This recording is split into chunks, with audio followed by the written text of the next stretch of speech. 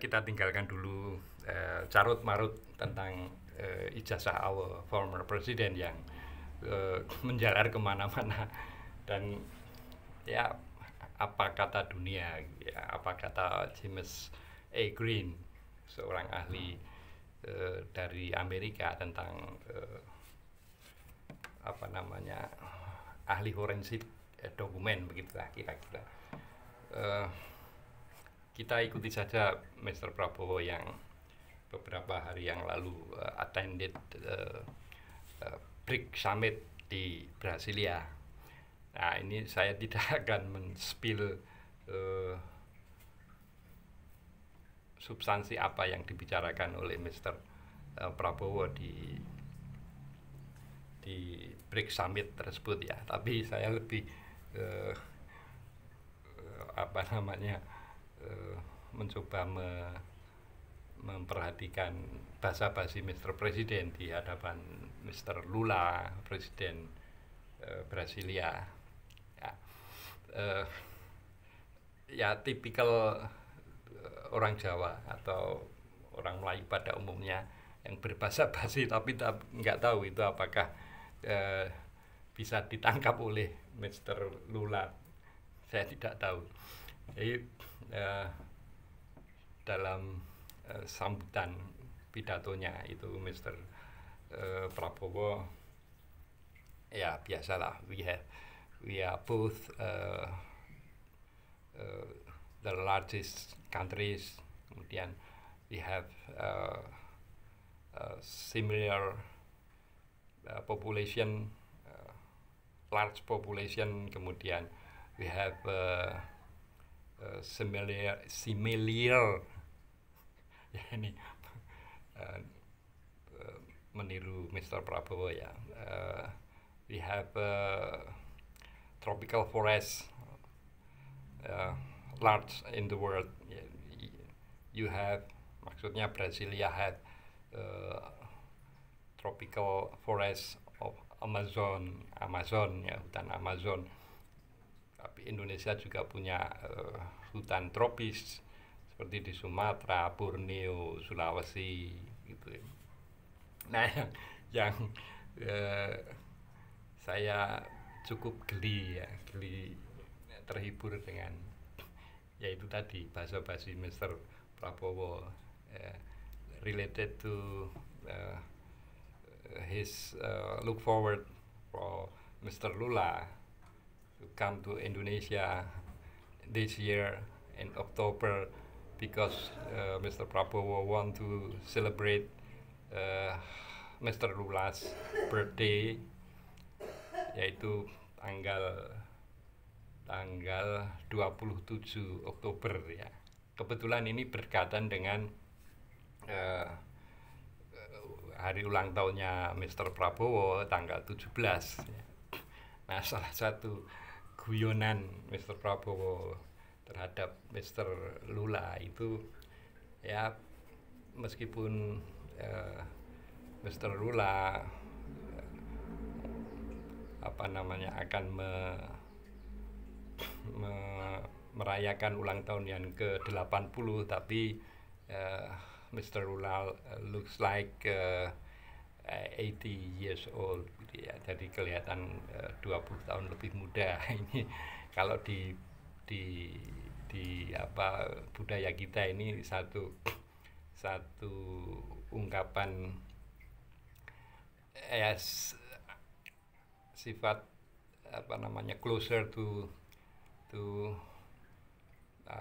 lawan bicara yang kita kalau bahasa Jawanya kita alem, kita puji gitu ya, seolah-olah kelihatan lebih muda 20 tahun padahal usianya sudah 80 tahun tapi kelihatan 60 tahun. And Mr. Prabowo, I'm a younger brother gitu ya, saudara yang lebih muda karena berusia berapa Mr. Prabowo itu 74 tahun ketika merayakan nanti di Oktober. Dan Mr. Prabowo berharap Mr. Lula itu merayakan ulang tahunnya di Indonesia.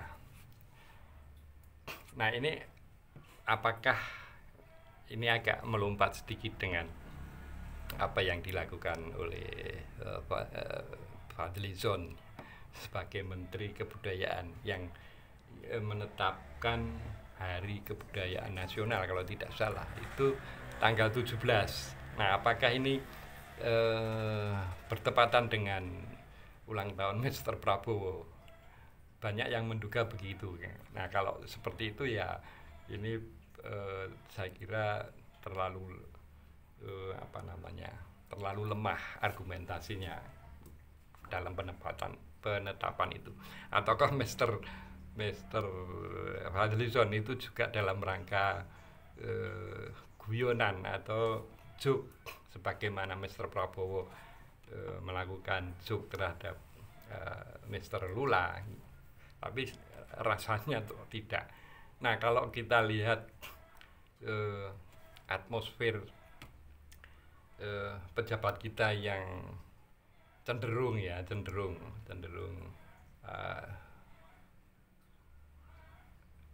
agar bos senang itu nampaknya mengkontaminasi penetapan Hari Kebudayaan Nasional itu tanggal 17 karena bertepatan dengan ulang tahun Mr. Prabowo. Saya kira apakah itu nanti justru tidak membuat risih Mr. Prabowo ini, barangkali Mr. Fadlizon ini harus menjelaskan lebih lanjut karena bagaimanapun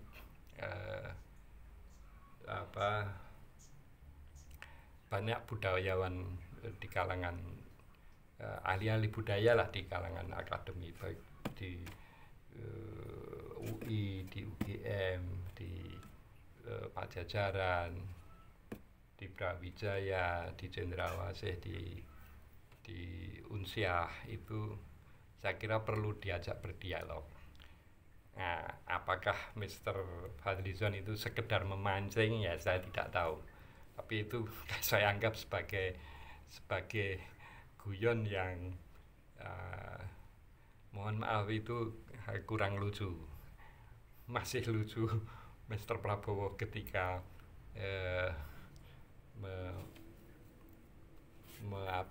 memuji Mr.